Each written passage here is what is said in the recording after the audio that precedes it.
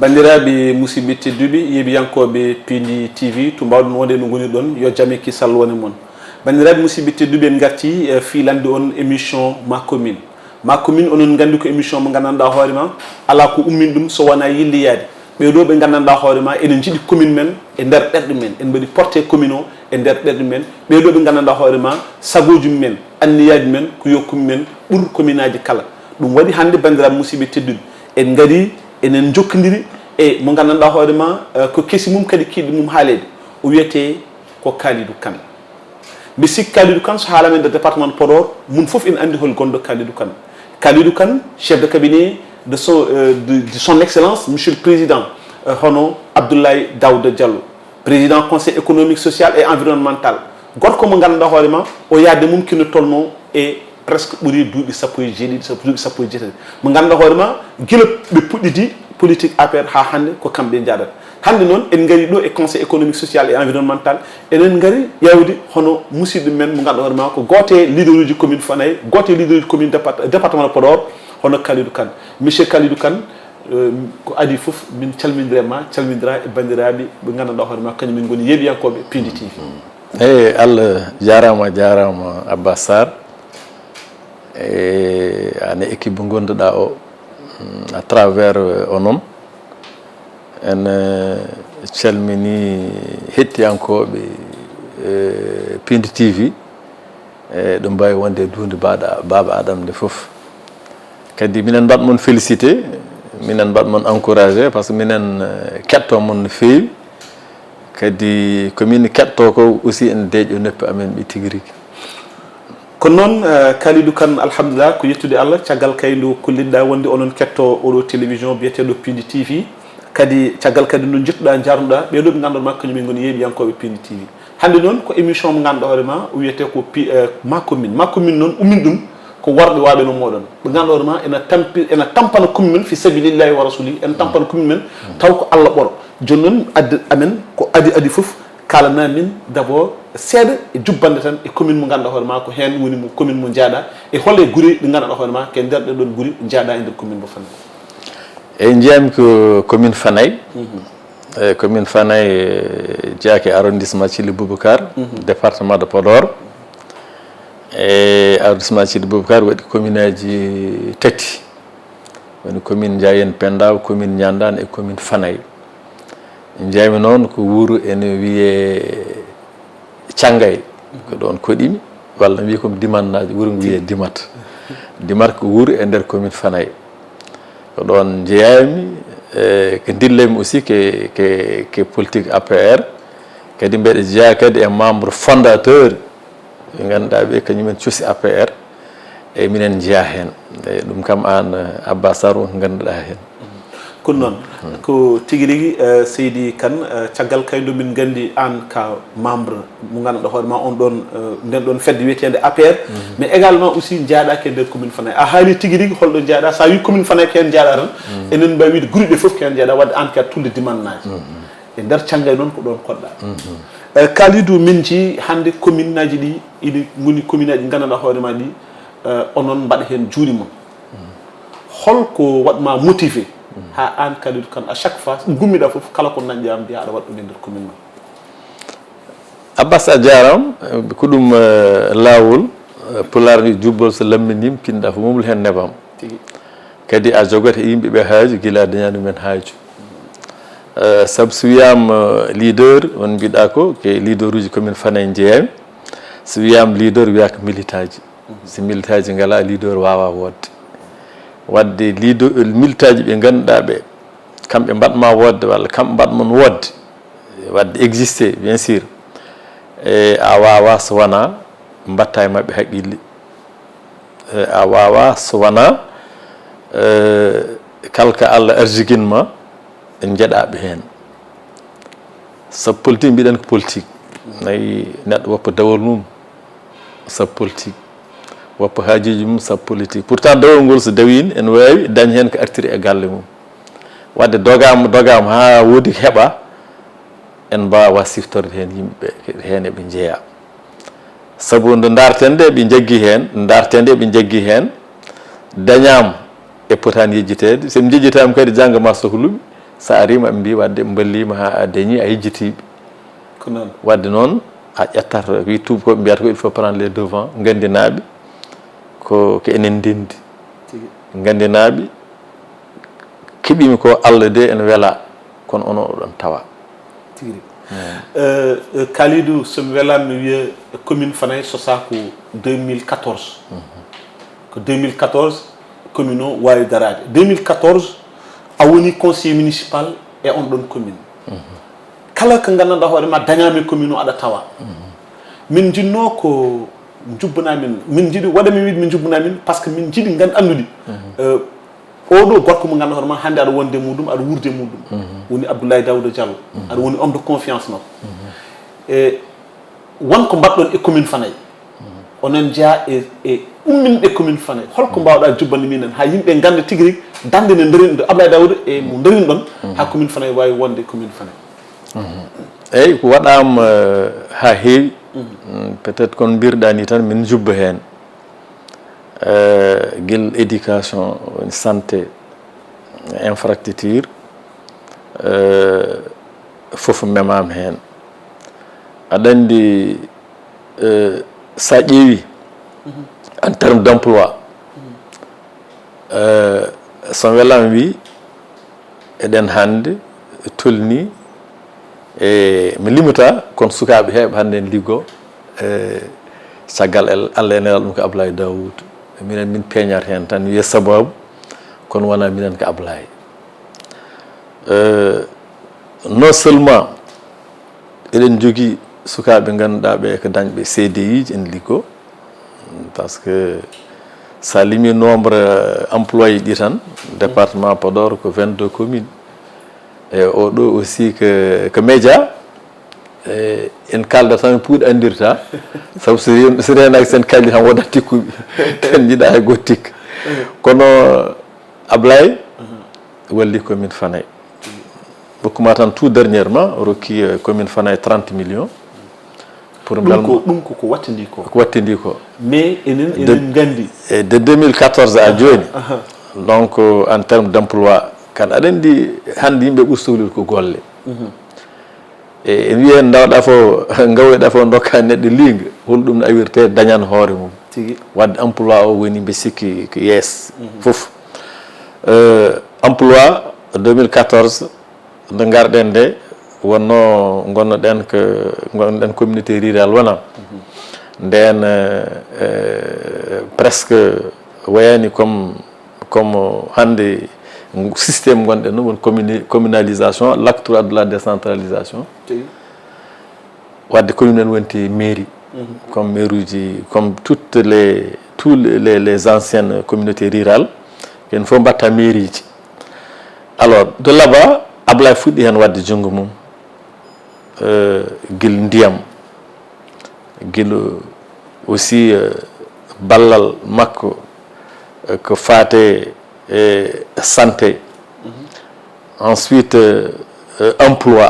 ko ɗon dal waɗi déclenché 2014 ha jooɗiɗen ɗo donc so yimɓe waɗ énuméré ko waɗi ko foof en mbawi ɗum gaynude no heewi kala domaine mo toucheɗa kala secteur mo toucheɗa wonko Abdoulaye Daouda waɗi ɗon e nder commune Fanaye en tant que acteur de développement Kalidou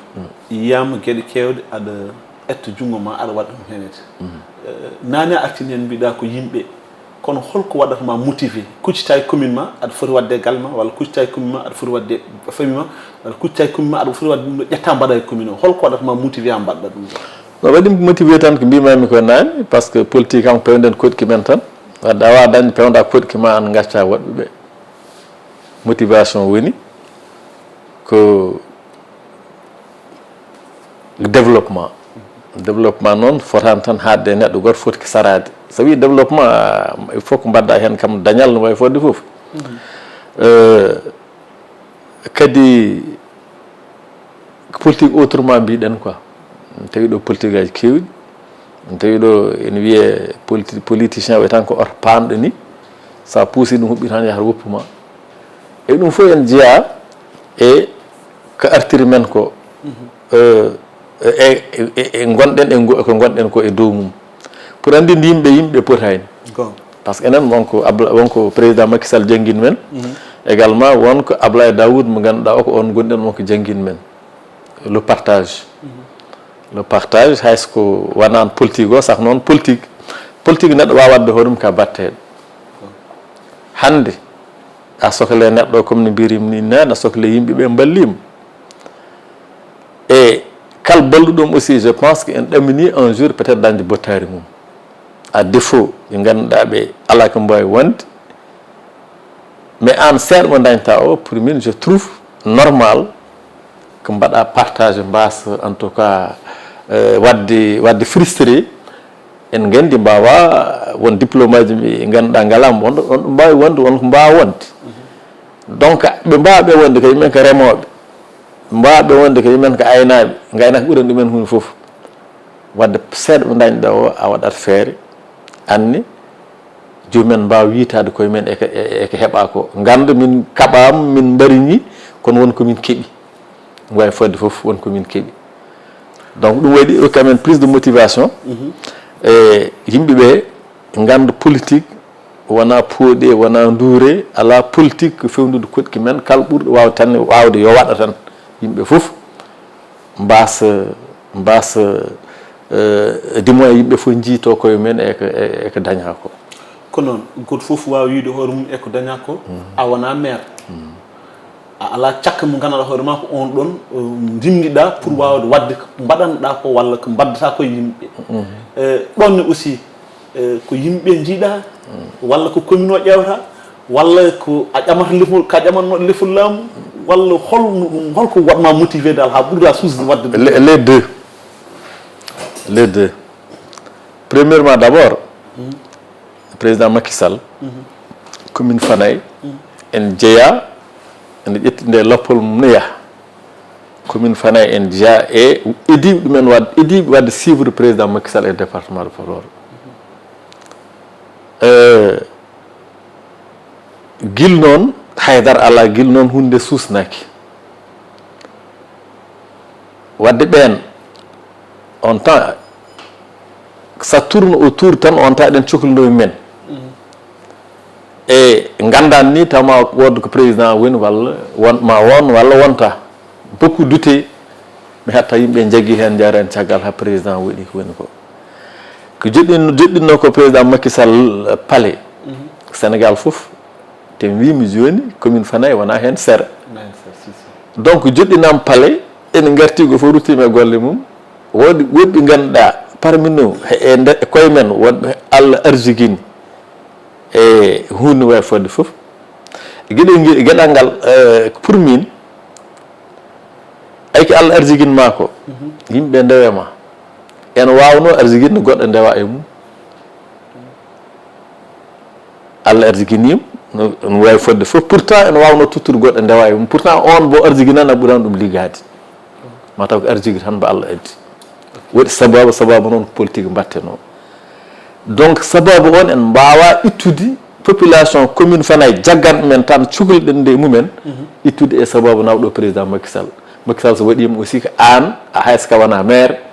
ko Allah e warñede mabɓe waɗama sabu so Macky Sall wonano haydara wonta wadde ɗum il faut mbaɗa ɗum e haqqille ma kala ko dañɗa jeeɗaɓe hen élément goɗɗo si min en tant que mi waɗa politique toujours lefol lam selti commune Fanaye mbiyata mbiɗa yiiɗi Allah rokkam walla wasa rokkude kono Allah wiya sabbin wona so wi a yiiɗa hay goto tawatama galle ma forcément so wi aɗa yiiɗi e a sabbini keeɓa walla mbasa hebde e ɗum waɗi wiide les deux mbeɗa waɗa par ce que kene ɓe jeeya élément goɗɗo mbeɗa waɗa aussi jangge jaam som sohle jomumen mbiyata kam an de haydara meeɗa ɗo wadde walla a sohle amen tan garɗa e amen so wonano sohla ma o yettaki amen ñon fof eɗen nan ɗum e noppi men a ƴamino lefol laamu min mbiɗa sikki sa yikku ma commune dari ko yidde nde commune muɗum hol projet mo mbawɗa jubbande min tan seeɗa ko ganduɗa hoore ma sa Allah hokkunomo hande commune o vraiment tawno ko hande commune o foof enen jala moi je pense wi a ƴami leppi laamu par ce que c'était 2 fois bisimilla 2014 mi kalata ɗo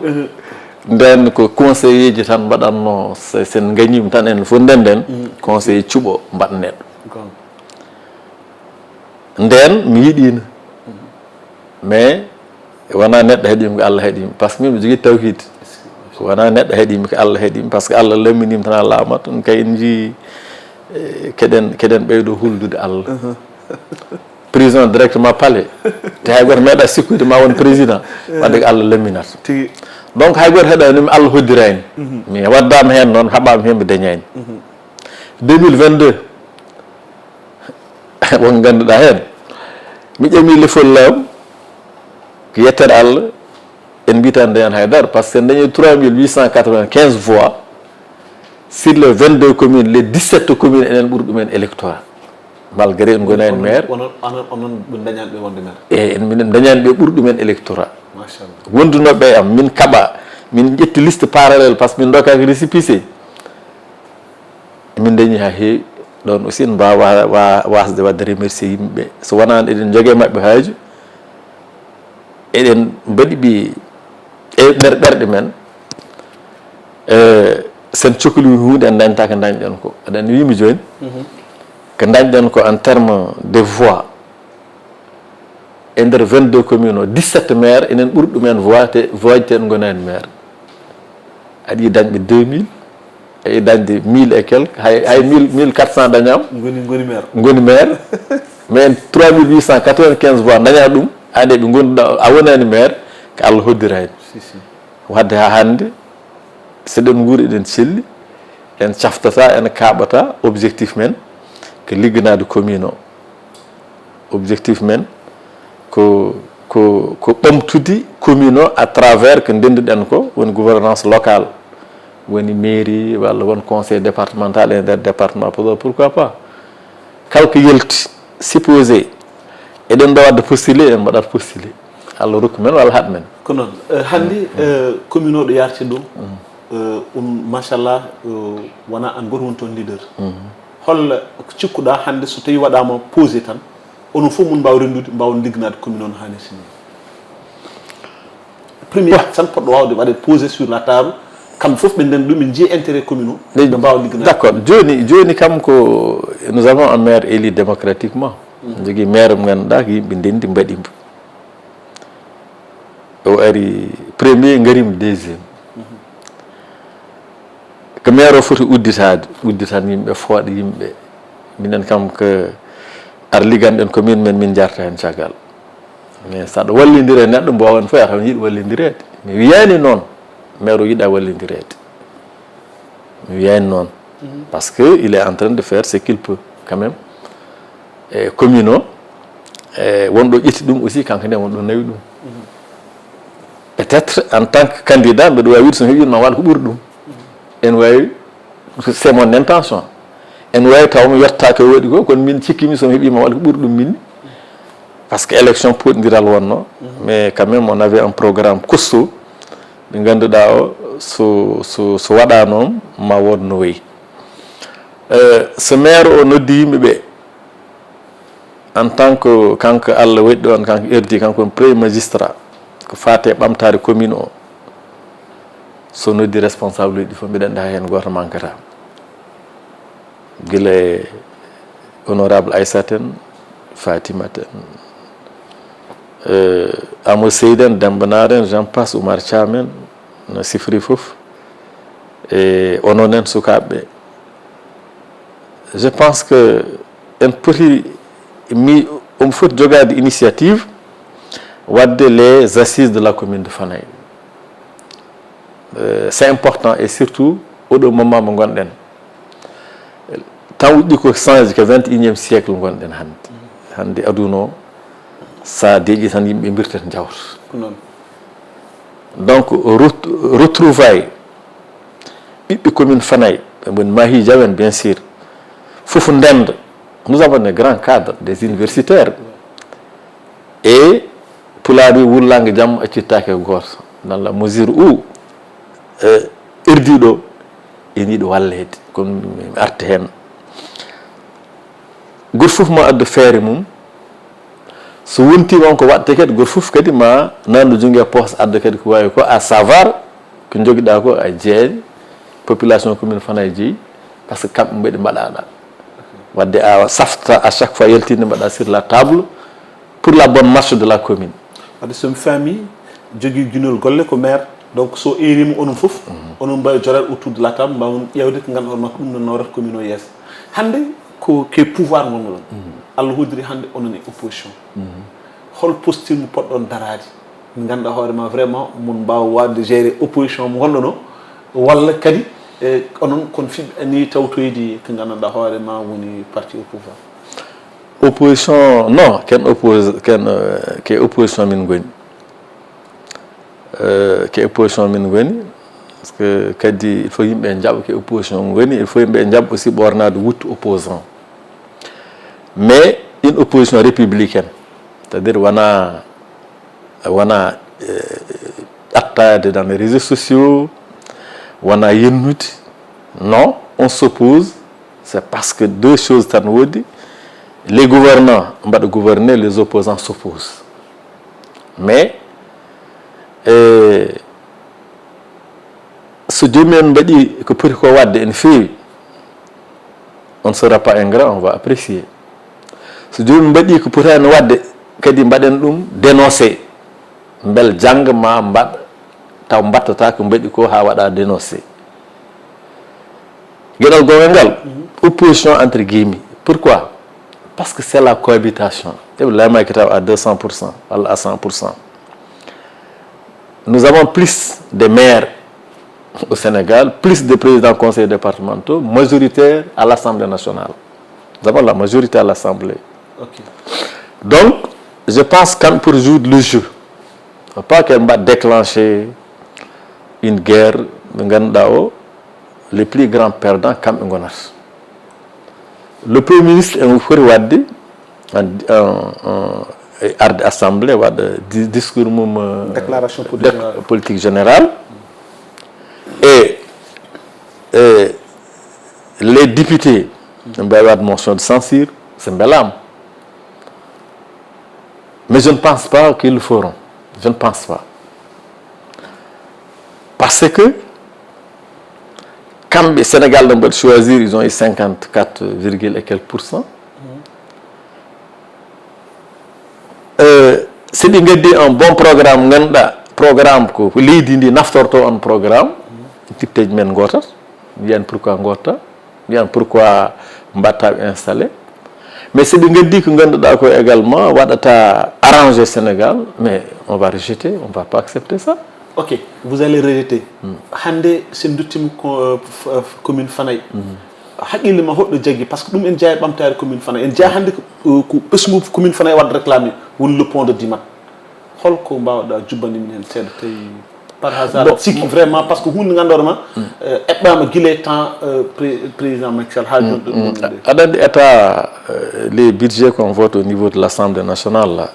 selon le programme du ministère et il que dans les directions eɓɓet et autour du monde de min gonde ministère des infrastructures nden aɗa andi il faut yimɓe paam le ministre un ministre de la République wawa wadde poser première pierre taw wona ko yamiraɗo holmo yamiraɗo ɗum woni président de la République ko gonga wattede poser le budget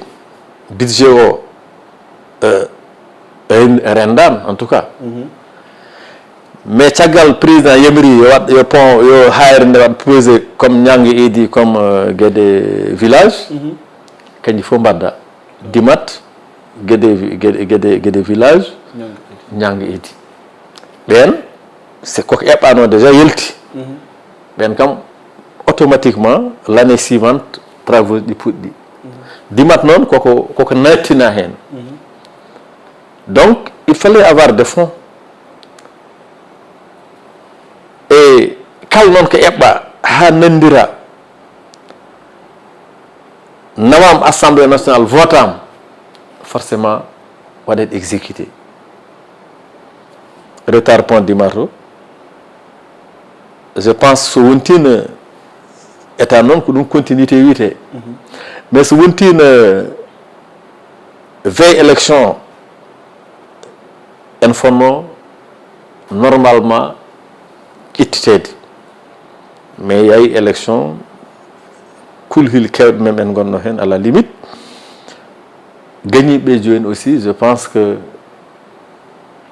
maɓe gon e on dynamique continue déjà ko eɓɓano ko par ce que mbawa itti ɗum c'est impossible koko eɓɓa ha paari. Ok, mi yino waɗino saaha Binguel Sène ɗomɗi ha ɗom ka ɗis musdi e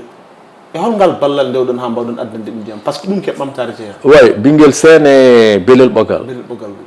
Binguel Sène d'abord Belel Ɓogal ɗum ko machine maɓɓe en panno Ablaye soodi machine 13 millions totti machine o après nawanmoɓe e nder commune men malgré on a plaidé en tant que enen gonde makte commune men enen ñaaguimo ken ɗum ɗuɓi o soodi machine 13 millions après min newi toon machine o monta toon e mbatti dañde ndiyam mbatti ar 5 Binguel Sène ko pompe mbino finalement min coodi pompe 7 millions min nayi pompe e mbi wona pompe il faut ko woyndu tiggite d'abord. Ok. Min luy machine kadi 3 millions ari tiggite woyndu ndu plus les 13 ou 16. eyyi bon ha ɓoy kadi mbi pompe kadi payen min coodi pompe goɗɗo en tout cas ça nous a coûté 17 millions. Machallah. ɗum ko haalis Ablaye yaltine poos mum c'est pas l'état c'est Ablaye eyyi pulaar mbi kala mbiyetta hen sababu yetta Allah ko enen woni sababu mais ko Ablaye waɗi jawdi mum suudi wona état ko alani ko Mamoudou Dia woni ko andi hen eyyi saabu kanko waddano kam e gonɗo joguiɗo antenne oɗo no wiyete Bakhoum kanko waddano e Bakhoum et Bakhoum men fof leur déplacement aussi ça a été payé yoɓa koko yoɓa pour mbawa wadde déplacement ngari kay mais équipage men mbawa liggade golle ɗe. Kono amour mo joguiɗa e commune Fanaye a heewi nde ƴamanɗa lefol walla ƴamanɗa leppi ɗi hewno kaɗa yalta holko wonno secret o beela yaltan pour yiiɗiyade ɗum gadda e commune walla yaltan yiiɗiyade partenaire uji walla holko wonno jaltina caggal leydi oui bien sûr caggal nden dañani nde 2014 mi waɗi ɗo une tournée européenne jeyimi Paris jeyimi Espagne jeyimi Suisse Saragossa Allemagne gartimi e a lirida dañimi toon des partenaires ɓe ganduɗa ɓe en jiɗɗi wallude commune Fanaye tubakoɓe eɓe gaari Thiangay ɓe mbawi ɗon balle ɗiɗi après nawamoɓe mairie présentemoɓe maire finalement jebbilmoɓe maire conseil gaddurmoɓe ni c'était conseil municipal ndendinmoɓe beddumoɓe maire actuel maire commune Fanaye pour eɓe liggodiri mum par ce que sa yi neɗɗo ene ɗaɓɓa lefol laamu juste pour signature o waɗat ɗum kala ko mbawɗa addude e moƴƴere commune o a ummini caggal leydi so maire waɗa hen ɗum approuvé waɗat hen d' accord ça ne marche pas. Ok. Donc tottumoɓe maire mi sikki an ha eɗe wonno ɗon nde ɓe gari nde eɓe mbadda ɓe jaada finalement y a eu une rupture hakkude mabɓe kamɓe toon min kam kala ponno wadde mi waɗi gongol aussi hay ngol ɗo lawol garti ko mois de janvier mi yi toon heeɓe yiɓi waɗi waɗi Europe 1 mois de janvier garti mais mi dañi toon partenaire uji kewɗi mais en waɗi des conditions eyyi en waɗi des conditions condition en heewi mieux même école moderne dar moderne mo gaddimo Fanaye dar moderne ko Turquie dokki kam ɗum de Turquie ok mbaɗɗa ɗum implanté ɗon e Fanaye jeeri sukaɓe men ne jangga sa jangi 4 ans 5 ans 4 ans naweɗa Sandiara 2 ans naweɗa Sandiara mbaɗa 2 ans naweɗa Turquie naweɗa université pormeɗa gona professeur garta mbatta jangguinde ensuite Turquie naɓe jaɓatma sukaɓe men hewɓe hande ummim commune o nen ɓenen Sandiara ɓenen un peu partout daro ha joni nen ɗon holko woni probléme o eɓe mbi eɓe jiiɗi wadde école mawɗo eɓe mbaɗa toon des logements internes eɓe mbaɗa toon des jardins en même temps eɓe mbaɗa toon terrain basket eɓe mbaɗa toon jama mawko yimɓe juuli hen mais avec des exigences parce que mbi terrain o mi jiɗi takko tali ok minen min dañani hande aɗen fuut hande mbi sikki kañum e Dakar ko gotum e pour dañde terrain han tali en ɗis haɓnade seeɗa te aussi mbeɗa wawi dañanɗo même Thiangay hakkude Thiangay e ISRA minen min jogui ɗon 3 hectares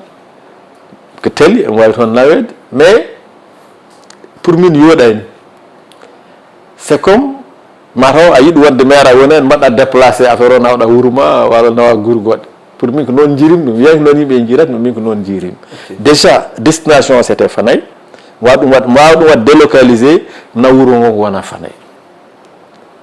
en jeenami seeɗa voilà machallah Kalidou vraiment min jettuma no feewi amin jarnuma kono min battidirtomi tan ko kadi mi rokkuma konngol surtout ko holko jiɗɗa waynirade bandiraɓe woni battidirtomi ko hande foncier ene heewi caɗele e nder diwanuji ɗi beela sikkani commune Fanaye walla on joga kuɗuli ci commune Fanaye ene jogui caɗele foncier manam caɗele leydi hono rokkirtene gueɗe mbaɗ noon non enen ngala probléme foncier ngala joguiɗen probléme haɓɓiliɓe leydi mbi ko ndemata hay goto memata ça on problème joguiɗen non non haɓɓiliɓe leydi men ndemata hay goto remata ɗum joguiɗen mi watma expliqué hande ndem en jaa e leyɗel ɓurɗo wadde développé ko ndem mbaɗata est ce que politique aji mbaɗɗon jilanɗa ɗi en wanno projet ndema on wanno projet ndema ok surtout pour les jeunes on avait quand même 150 hectares prévus pour la jeunesse équipés et puis avec des tracteurs aɗa andi ndem il faut que jomum waɗa outillé kadi il faut que waɗ mesure d' accompagnement a tota nde leydi tan mbaɗani jure on avait des partenaires ganduɗa yimɓe parɓe pour tottude des tracteurs et tout ça en wodno donc eɗen jogui leydi ko saɗi ko eɗen ɓatti ndiyam eɗen jogui saɗi ko eɗen jogui nangue saɗi ko wadde so uddita noon seeɗa tan mais affaire o kaldigal carte sur table hay goto wawa arde collectif en joguino y avait kam en joguino Saint-Louis étanol arini ɗon mais haaltidaka haalaka so haalda noon tan ene wawi wodno waɗira taw eɓe ndiwaka ni mais kala ko jiiɗa d' abord kaldigal il faut commencer d' abord par la population watɓe ɓe élire déjà liggantoɓe min gaddi tel projet ko ni min jiiɗi wadde ni min holko mbiɗon hen woto addu mbaɗa imposé jomumen so waɗina kollere min en a jeyani amen addu joɗɗina sur table oɗo projet kaala ko développement mbo addata e nokku o kaala emploi également c'est du développement mbaɗat créé e nokku o kaala aussi ɗum ɗo min dokkat ɗum ko 3 ans 4 ans eɓe jalta eɓe tottiri men kaake men ndemen taw wona à vie an tan remata tan sa yiɗi woppude gacca non ko kaldigal il faut mbaɗa sensibiliser population dañon même niveau d' information ganduɗa ko gandinaɓe ɗum seddi ala gacca seddi e mbaɗɗum ko noon mi sikki battidirɗen ko mbiɗa a ƴamile fulla mo ngol laabi ɗiɗi beele so ngol wattima ƴamgol mbeɗa wuuri mesel bien sûr wuuri mesel ɗum ƴamat par ce que mi woppani politique taw hay so woppini politique noon aɗa andi babam woni président communauté rural Fanaye on ko waɗi sa nami sambli en yadanɗanma e mben wonko waɗi ha heewi mais wonko ganduɗa ko enen génération men hay heccidirɓe 10 ans ko même génération wonko kawɗen opportunité e connaissance mo joguiɗen o nder leydi e caggal leydi jomumen ngala ɗumen kañumen mawɓe eɓe ngalano ɗum peut être wonko jomum yiɗno wadde waɗani min j'ai envie d'achever ce tour parce que je connais mon père mbeɗa andi yettin ɗum hayso tan ko manda hayso tan ko feccere manda mi yettin tan ko ganduɗa ko mbeɗa andi mbiɗno ɗum wadde o wawa ala moyen ala possibilité wadde ɗum yettin ɗum min mi yaaɓa Allah jarama on jarama ligganade commune o liggodirde yimɓeɓe heɗade yimɓeɓe hay décision goto ne wawa ƴettede tawi jiɗɗa fewnta haddane population joɗɗimon ɓe sa waɗi noon automatiquement aɗa développé commune ma très bien hol eranga beddoɗa commune Fanaye eranga beddoɗa eranga beddotomi ko hande ke opposition gonɗen enen minen politicien ji ɗi an tes un journaliste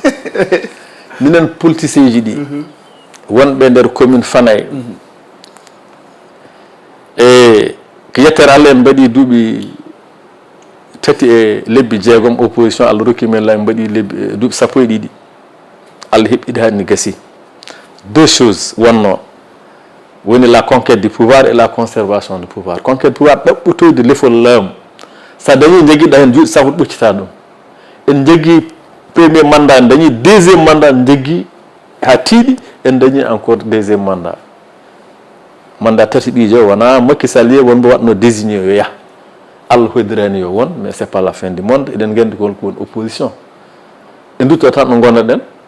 mais tawi jiɗɗen wadde reconquête du pouvoir c'est à dire heɓɓitade heɓtude laamu ngu e juuɗe wonɓe ɗo ɗum il faut que jaɓɓal gongal ƴettete goo paamen en netti wonde laamɓe joni ko opposition gonɗen ɗiɗi kufinaji ɗi telline kufinaji ɗi guitte mbaɗe e leydi telline e leydi jaaha e yimɓeɓe kalda yimɓeɓe ma felini ma wi ma fel ma heeɓ ma pele e nder Sénégal mi wiyata noon même Fanaye partout mais Fanaye heeɓ ma pele ma wi on teptima pat mon gari de pourtant nde gonɗon nde hen on gartano ngol ɗo badiol ɗum ko badiol ɗum c'est extrêmement dangereux ɗum waɗi noon toujours neɗɗo sawa polta erdinat haqqille ma sona ɗum tan a juumat tôt ou tard en tant que politique mbatta ma sohla yimɓe te pourtant no keɓɗa yimɓe ballal ma ha keɓɗa ko ni mbaɗɗa gacciɗa ɗumen min de dadam nden juuti kala jiiɗimi nadde mi natata hay go wiyata kam marque joni eɓe tellin kufnaji mabɓe ɗi eɓe ganda kala keɓe goni ko yimɓe mbaɗi ɗi eɓe jaaha yimɓe ɓe kalde yimɓe seɓe dañi hunde e pecce yimɓe dokku ɗo mbuur dañi temde tan roquette ko yimɓe mbaɗirta pour dañde d' accord dañde mais e ɓuuri yidde ko tinede nde eyyi neɗɗo kala ka waɗa aɗa yiiɗi hen dañde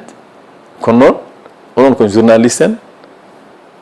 oɗon jogui salaire aji mum wona exemple oɗon jogui salaire aji wadde oɗon dañ heke so wona on dañtan haydara on gaccat par l'amour de la chose même neɗɗo wadde hunde taw ko amour guilli même waɗi ene waɗa ɗum donc kala kaɗa waɗa yo guirɗe ɗe erdine woni wonde guendiyanke yidde nokkuma jaaɓa aussi rendude e yimɓeɓe kala ko daña mbay ko mbaton tan ko raddoynoɓe kala ko dañɗon peccon kono sa heeɓi yewti kam yewti kadi APR naat Benno Bokk Yaakaar na fof ndendo gon neɗɗo goto wattu ko heɓno ko PDS heɓtade men c'est pas l'appel yimɓe mbaɗa cefan ɓe jaato ɓe ndewe ɓe ndewe ɗo non le président Macky Sall waɗanno men désigné ndewe oɗo dans la légalité o tottim parti o enen fof ndewen e makko tawi jiɗɗen fewnude mais sen mbaɗi PDS wanno ni ɓe jaato ɓe jaaga ɓe jaato o finish ha aduna daw gas en keɓta laamu ngu ɗum opposition ɗum parti au pouvoir ɗum yiɗi ko APR yo fecc yo Benno Bokk Yaakaar fecc ɗum woto ɓe jaɓ ɗum donc je lance un appel responsable uji commune Fanaye militaji commune Fanaye wonduɓe e men e Benno Bokk Yaakaar o goto fof kala ɗo wonno e jagguiri jagga ha tiiɗ andu Allah rokkuno teeti kono wawi rokkide kadi yande bonani de ce qui est mauvais jana tawa ummotaka kono à chaque fois ganduɗa aɗa ummito ko yettere Allah aɗa wawi ballade ko ɓoccitima ko keɓa wadde yooɓe gandu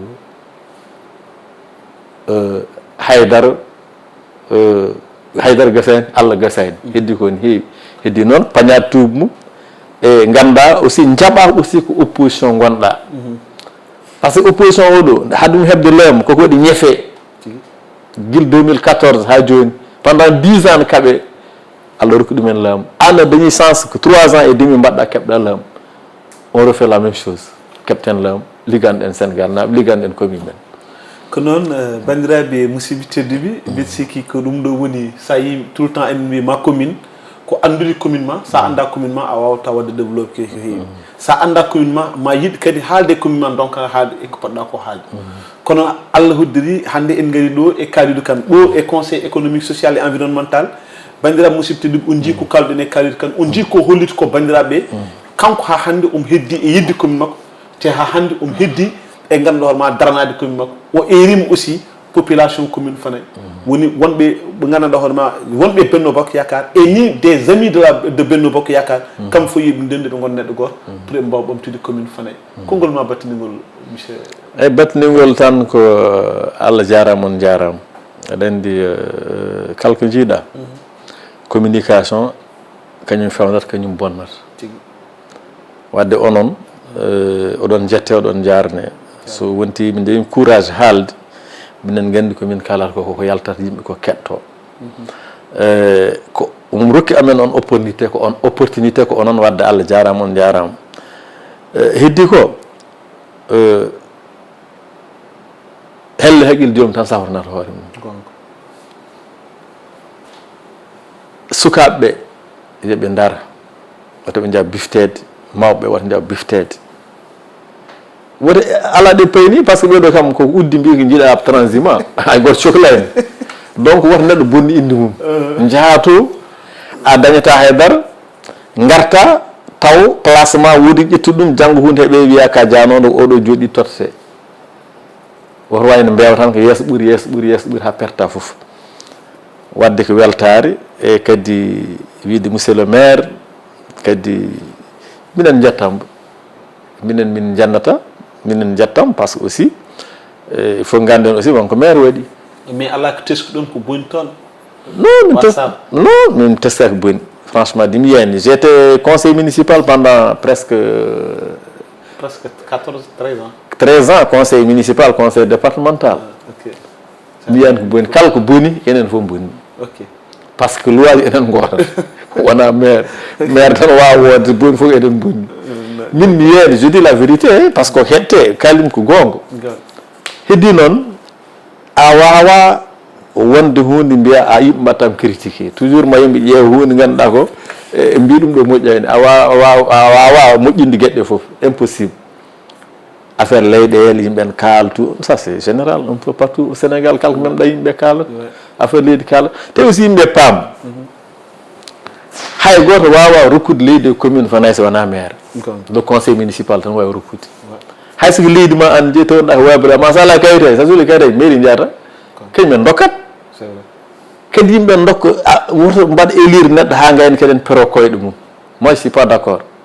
min de foɗodiram le follammo dañani kono je respecté choix population commune Fanaye mo waɗi o wadde ko caggal mabɓe gonimi kamɓe mbaɗi élire e yimɓe duusa mbaɗaɗo élire ha ɗo mandat mum hayɗe foof voilà machallah bandiraɓe musidɓe tedduɓe wonno ko ma commune en garin ɗo e conseil économique social et environnemental en tawi ɗo le chef de cabinet du président conseil économique social hono Abdoulaye Daouda Diallo mo gandanɗa hoorema hande Sénégal foof en andi darde makko walla posture mo jogui e nder leydi ndi kanko Abdoulaye Daouda Diallo noon ko kanko woni chef de cabinet mo gandanɗa hoorema Kalidou Kane mo gandanɗa hoorema heewi wiide komi nofuru Abdoulaye Daouda Diallo komi jungo makko ñaamo komi faɗo makko donc kala ko wi ko noon mbimi kala ko wiyani mi wiyani noon donc hande ko kanko invite no men ɗo e oɗo salle mo gandanɗa hoorema walla bureau mo gandanɗa hoorema woni bureau makko kanko chef de cabinet o